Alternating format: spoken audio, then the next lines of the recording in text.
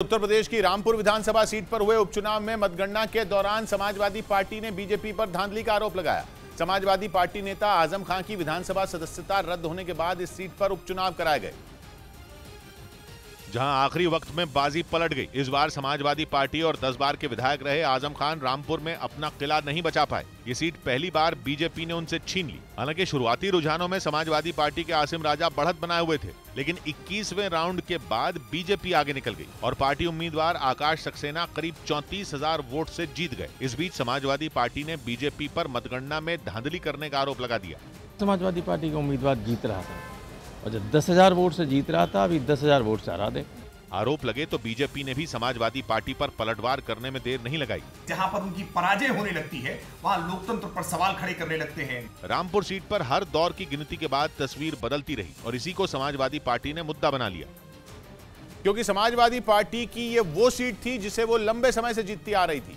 हालांकि रामपुर विधानसभा सीट पर इस बार वोटिंग बेहद कम हुई थी। करीब 33% वोटिंग ही इस सीट पर हुई थी, जिसके बाद बीजेपी ने यह कयास लगाए कि वोटिंग कम होने का मतलब है मुस्लिम समुदाय के लोगों की नाराजगी आजम खान के खिलाफ उभर कर आई है, क्योंकि रामपुर वो सीट है जहां 55 से 60% मुस्लिम समुदाय के वोटर हैं। उधर मध्य गुजरात में बीजेपी ने अपनी मजबूत पकड़ बनाए रखी और इस बार 2017 से भी बेहतर प्रदर्शन किया। अहम बात यह है कि मध्य गुजरात का इलाका जीतना आसान नहीं, क्योंकि वहां अहमदाबाद और वडोदरा जैसी शहरी सीटों के साथ महिसागर और दाहोद जैसे आदिवासी जिले भी आते हैं। और एक दूसरे से बिल्कुल उलट बैकग्राउंड से आने वाले मध्य गुजरात के वोटरों के बीच भी नरेंद्र मोदी, अमित शाह और भूपेंद्र पटेल की तिकड़ी ने कमाल कर दिया। शहरी वोटर तो बीजेपी की तरफ ही माने जाते हैं, लेकिन प्रधानमंत्री ने आदिवासी वोटरों के बीच भी अपना जादू चला दिया। ए फॉर आदिवासी।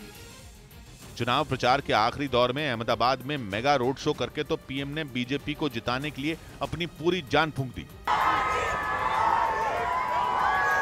कांग्रेस का प्रचार वैसे ही काफी फीका था। नतीजा ये हुआ कि मध्य गुजरात में कांग्रेस की सीटें बुरी तरह गिर गईं और वो बीजेपी की झोली में जा गिरी। 2017 के चुनाव में बीजेपी ने मध्य गुजरात में 37 सीटें जीती थी, लेकिन इस बार उसने 55 सीटों पर बाजी मारी, मतलब उसकी 18 सीटें बढ़ गई। जबकि पिछली बार 22 सीटें जीतने वाली कांग्रेस इस बार दहाई का आंकड़ा तक छू नहीं पाई और महज 5 सीटों पर सिमट गई। और आम आदमी पार्टी का तो खाता ही नहीं खुल सका।